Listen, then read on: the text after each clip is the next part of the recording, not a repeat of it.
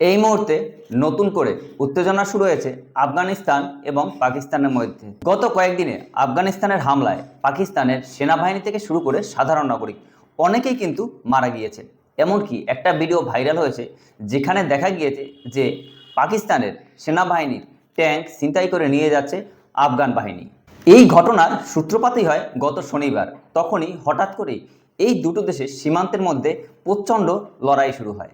পাকিস্তান সেনাবাহিনীর দাবি আফগানিস্তানই প্রথমে হামলা চালিয়েছে, আবার আফগানিস্তানের সেনাবাহিনীর দাবি যে পাকিস্তানি প্রথম হামলা চালিয়েছে।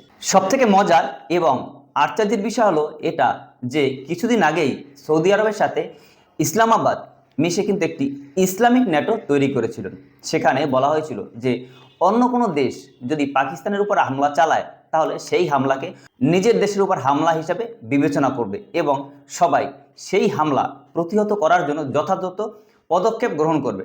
কিন্তু এই ক্ষেত্রে আফগানিস্তান যখন পাকিস্তানের উপর অ্যাটাক করলো তখন কিন্তু সৌদি আরব আসেইনি এবং এই যুদ্ধ থামানোর জন্য সৌদি আরব কোনো বিশেষ ব্যবস্থাও নেয়নি।